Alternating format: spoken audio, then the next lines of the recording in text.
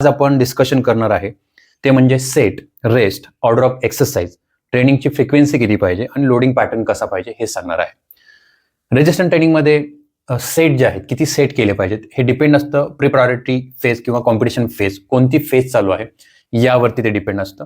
Specially गोल काय आहे, तुमची फेज काय आहे, जसं की आता मी सांगितलं, आणि ट्रेनिंगचे स्टेटस काय आहे. ओके, प्री प्रायोरिटी फेजमध्ये सहसा म्हणजे कॉम्पिटिशनच्या काही आधीच्या काळामध्ये काही महिने सेट जे असतात हे कमी असतात आणि कॉम्पिटिशन फेजमध्ये सेट हे कमी होतात. रेस्ट जो आहे, रेस्ट हे खूप महत्वाचे आहे, कारण तुम्ही कार्डियक फटीग झालेला असतात एक सेट केल्यानंतर. तुमची जी एनर्जी आहे हे पूर्ण डिप्लीट झालेली असते, न्यूरोलॉजिकली तुम्ही फटीग झालेला असतात. तर रिकव्हरीसाठी रेस्ट ही खूप महत्वाची आहे. ओके, आणि हे तुमचा गोल काय आहे किंवा तुमचा लोड काय आहे पहिल्या सेटमध्ये दिलेला, याच्यावरती सगळी रेस्ट डिपेंड असते. 2 मिनिटापासून 8 मिनिटापर्यंत रेस्ट दिली जाते रेजिस्टन्स ट्रेनिंगमध्ये. ओके, म्हणजे तुम्ही जर स्ट्रेंथवरती वर्क करताय ना तर तुमची रेस्ट ही जास्त असते. एंडुरन्स ज्यावेळेला असतो, एंडुरन्स ऍक्टिव्हिटी, त्यावेळेला तुमची रेस्ट ही कमी असते.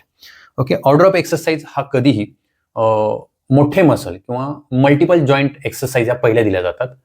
जे सिंगल जॉईंट आहेत हे नंतर दिल्या जातात, कारण की टेक्निकली या एक्सरसाइज थोड्याशा अवघड असतात, याच्यामध्ये जास्त फटीग होतं. तर तुम्ही पहिल्या ज्या बेसिक 1 जॉईंट मुवमेंट केल्या तर तुम्ही फटीग होऊ शकता पुढच्या एक्सरसाइजमध्ये, ज्या बेसिक मेन मुवमेंट आहे त्याच्यामध्ये.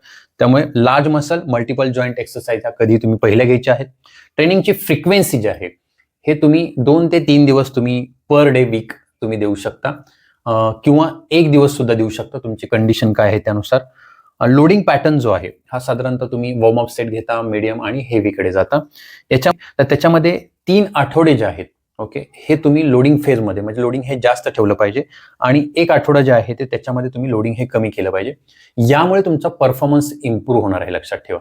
आणि बऱ्याच वेळेला तुम्ही ते दिवसानुसार सुद्धा तुम्ही लोडिंग जे आहे हे तुम्ही चेंज करू शकता. म्हणजे दिवसभरामध्ये तुम्ही फटीग जाणवला असेल, मेंटली असेल किंवा फिजिकली असेल, किंवा स्किल रिलेटेड ऍक्टिव्हिटी जास्त झालेल्या असतील, तर तुम्ही लोडिंग जे आहे हे ते मॅनेज करू शकता. तुम्हाला जर एका वीकचा लोडिंग कसं हवं आहे हे जर पाहिजे असेल तर मला DM असा मेसेज करा, तुम्हाला मी त्याचा एक बेसिक माहिती पाठवू शकतो. ओके, हे बेसिक असेल, इंडिव्हिज्युअल नसेल. ओके, पण तुम्हाला त्याच्यावरून अंदाज येईल की कशा पद्धतीने लोडिंग केलं पाहिजे. धन्यवाद.